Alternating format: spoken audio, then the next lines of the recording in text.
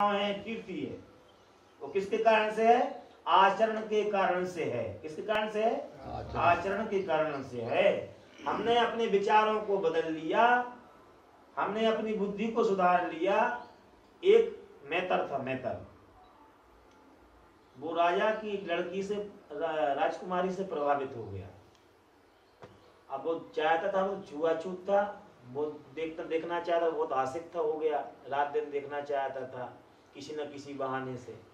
अब राजकुमारी कहाँ उसको मिलने वाली थी। अब उसके मन में इच्छा हुई कि मैं राजकुमारी से शादी करूंगा। तो किसी महात्मा के पास में गया वो, और महात्मा से कहने लगा कि महाराज ऐसा कोई मंत्र दे दीजिए मुझे जिससे हमारी मनोकामना की पूर्ति हो जाए। तो महात्मा ने कहा 12 घंटे डेली एक जगह पर बैठ करके, और एक ही जगह पर बैठ करके अपना ध्यान करना है, साधना करना है, तुम सब कुछ मिल जाएगा। अब भगवान की भक्ति करते करते उसका ऐसा मन लग गया कि वो राजकुमारी सबको भूल गया। अब जब राजा ने बड़ी प्रसिद्धि सुनी, राजा ने बड़ी प्रसिद्धि सुनी कि एक वाल्मीकि जाति का आदमी है, वो तपस्वी हो गया है, बहुत महान आत्मा हो गया है, और बड़े गुरु जी का शिष्य बन गया है, गौतम बुद्ध का। अब एक गौतम बुद्ध का शिष्य बन गया है। अब वो राजकुमारी दर्शन करने गई तो आंखें खोलो गुरुजी, आंखें खोलो। अब आंखें खुलने वाली नहीं थी, क्या? अब सब छूट गया। वो इतनी ऊंचाई को उसने प्राप्त कर लिया, इतनी ऊंचाई हासिल कर ली कि उसके जो विचार थे, अब कछु प्रथम वासना उर न रही, प्रभु पद प्रीति सरस्व बही। अब मेरी संसारिक कामनाएं जाती रही, अब हमारे लिए उसी से लय लग गई है, केवल राम चरण लय लागी, और भगवान के चरण कमलों में उसका मन लग गया। जब तक हमारा मन ऊर्ध्वगामी होता है तब तक हमारे लिए विषयों का चिंतन नहीं हो सकता है।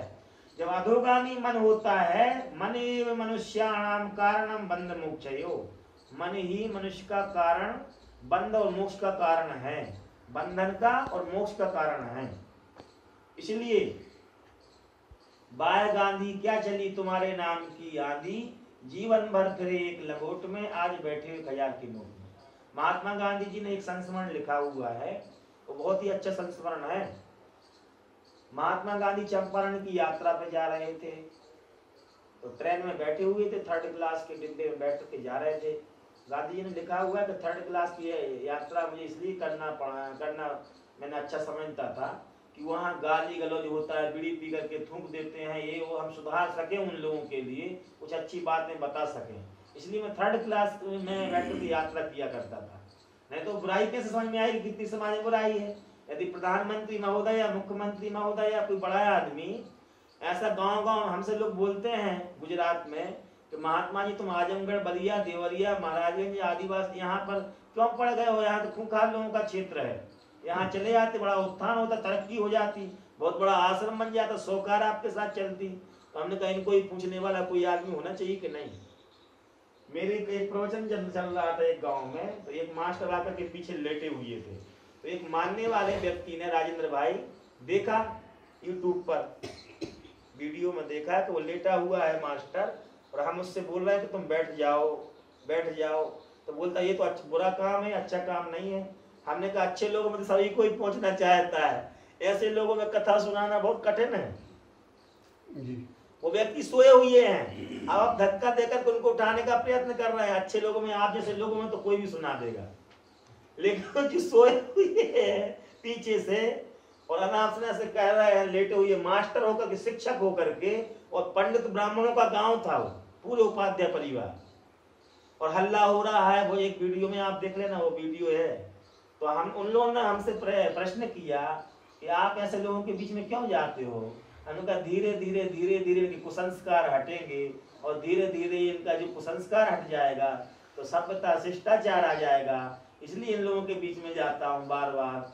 मैं झारखंड में क्यों पड़े रहते हो इन आदिवासियों के बीच में, ना वो कहीं उठना जानते, ना बैठना जानते, ना शिष्टाचार जानते। अब तो सभी लोग जो है कुधर्मी हो गए,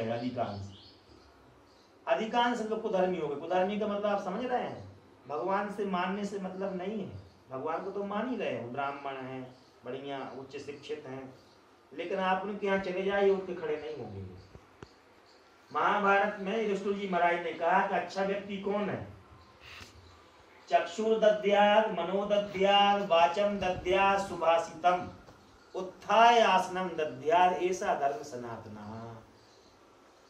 कोई व्यक्ति हमारे घर पर पधारा हुआ है, यहाँ से निकल रहा है, बड़ा है, बुजुर्ग है, हमें जरा भी शर्म नहीं आ रही है कि इनके समादर में, इनकी इज्जत की खातिर मैं थोड़ा हट जाऊं।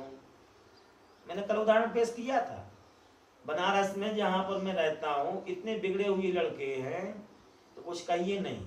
ब्राह्मण परिवार के बच्चे हैं, वो लेटे हुए हैं, पड़े हैं, पबजी खेल रहे, नहीं उठते। उनको मैंने सिखा दिया, उठना बैठना सीखो, आश्रम में रहते हो, खाना पीना सीखो, कैसे रहना है। क्योंकि संसार में तुम जाकर क्या उपदेश दोगे? उनसे तो सेमरा हाट के लोग ही उपदेश ले लो। सेमरा हाट के लोग ही पर्याप्त उपदेश देने के लिए। आप लोगों के आचरण की पवित्रता, शिष्टाचार इतना अच्छा है कि कई लोगों को सिखा देगा कि कैसे बैठना है, कैसे बोलना है, कैसे चलना है, कैसे शालीनता करना है, कैसे किसी को मानना है, कैसे बंधन करना है। ये बहुत बड़ी चीज है। अच्छे बड़े बड़े लोगों के लिए उठना बैठना नहीं आता है नीरज।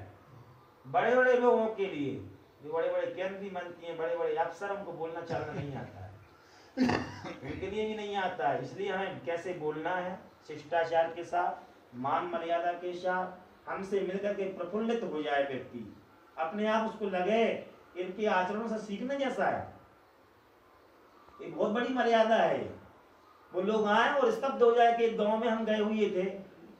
हम आपको एक व्यक्ति का नाम बताते हैं। नरसिंहपुर जिले में एक गांव है मोहर, करेली के पास में। वहां श्रीमान सुरेंद्र सिंह चौहान जी रहते थे। आरएसएस के प्रचारक, विचारक और पूर्व कुलपति रह चुके थे, उप कुलपति, ग्राम उद्योग विश्वविद्यालय चित्रकूट में। श्री सुरेंद्र सिंह चौहान जी बहुत ही आदर्श पुरुष थे। हम उनका जब चेहरा, उनका शरीर शांत हो चुका है सन 2013 में, 84 वर्ष की आयु, उनका शरीर शांत हो चुका है। उन्होंने राज्यपाल पद लेने से वाजपेयी जी के जमाने में इनकार कर दिया था। बहुत ही महान थे वो, उच्च शिक्षित थे। सन 50 में उन्होंने इंग्लिश में एमए किया हुआ था बीएचयू से। बहुत प्रबुद्ध व्यक्ति थे और धनी परिवार के थे। मोहन परिवार और धनी परिवार। जब मैं छोटा बच्चा था, जैसे आप लोग बैठे हुए, तो उनके घर पर मैं गया। उनका आचरण देख करके आज ही मुझे याद रहता है। एक गिलास पानी भी वो व्यर्थ नहीं जाने देते थे, न एक सामान, न एक फूल, न कुछ, न उसका भी सदुपयोग कर देते थे। हम छोटे बच्चे थे, हमें कपड़ा धुलना नहीं आता था, और अपने हाथ से कपड़ा धुला उन्होंने, पूरा कपड़ा धुलना। हम करते क्या कर रहे हैं ये। और पूरे गांव में एक एक बच्चा संस्कृत बोलता था। क्या संस्कृत? चाहे उसमें हरिजन हो, चाहे पासी हो, चाहे धोबी हो, चाहे कोई भी वर्ग बिरादरी का व्यक्ति हो। हमें कैसे मालूम चला? जबकि हमारा भी पास में एक आश्रम था, वहां हम रह चुके थे बचपना में। हम इलाहाबाद प्रयाग की यात्रा पर थे, तो देश में एक ऐसा गांव जहां के लोग संस्कृत बोलते, मैंने पेपर में पढ़ा, प्रयाग में, इलाहाबाद में। तो मैं चकित हुआ, ये हमारे गांव में, हमारे जिले में, नरसिंहपुर जिले में ऐसा कौन सा गांव है जहां लोग संस्कृत बोलते हैं। पेपर में छप गया और मुझे मालूम नहीं वहां पर पास में गांव है कोई। मैंने थोड़ी होश संभाला तो एक विधायक जी थे, उनको भैया जी बोलते थे। एक सुजान सिंह थे, सुंदरलाल पटवार की सरकार में मंत्री थे। वो भैया जी से मिलने आए हुए हैं। भैया जी मुझे आशीर्वाद दे दो, मुझे कोई पद मिल जाए, मंत्री बन जाऊं, फलाना बन जाऊं। तो सुरेंद्र भैया जी, उनका नाम सुरेंद्र सिंह चौहान जी था। उन्होंने कहा, अरे क्या मंत्री पद के चक्कर में पड़े हो, समाज सेवा करो। हमने सुना है कि अरे मंत्री पद तो बड़ा ऊंचा माना जाता है, पावरफुल माना जाता है। लेकिन एक ऐसा महान व्यक्ति कह रहा है कि मंत्री पद के चक्कर में मत पड़ो, क्या पा लिया है इसमें। समाज सेवा करने में सुख मिलता है। हमें उनका दर्शन हुआ, हम उनके साथ में 10 दिन तक रहे। उन्होंने मुझे संस्कृत पढ़ाई और अचानक ही मुझसे प्रभावित हो गए थे। सत्संग कार्यक्रम में मुझे मिले, हम छोटे बच्चे थे। एक ठाकुर साहब के यहाँ प्राण प्रतिष्ठा थी, रमखिरिया नाम के गांव में, बहुत जमींदार थे, 800-900 एकड़ जमीन थी। उन्होंने मुझे निमंत्रण दिया कि इस बालक को भी निमंत्रण दिया, इस बालक को गीता याद है। उन्होंने संस्कृत में बोलना सिखाया मुझे। वहीं मिल गए, उनके रिश्तेदार थे वो। किसी से छुआछूत नहीं माना उन्होंने। सब जिन लोगों के लिए मंदिर में जगह दो, सबके लिए साथ बिठाया। जबकि जमींदार थे, उच्च शिक्षित थे, कि सबके साथ मानवतावादी व्यवहार था उनका। हमने उनके आचरण में यहाँ नहीं बोल सकता हूँ पूरे आचरण। एक मेहतर मेरे साथ में गया, वो हमने सोचा कि उसके लिए भगवान दूर बैठाएंगे। वो उन्होंने पास में बिठाया, उसको समझाया कि हिंदू धर्म कितना महान है, इसमें छुआ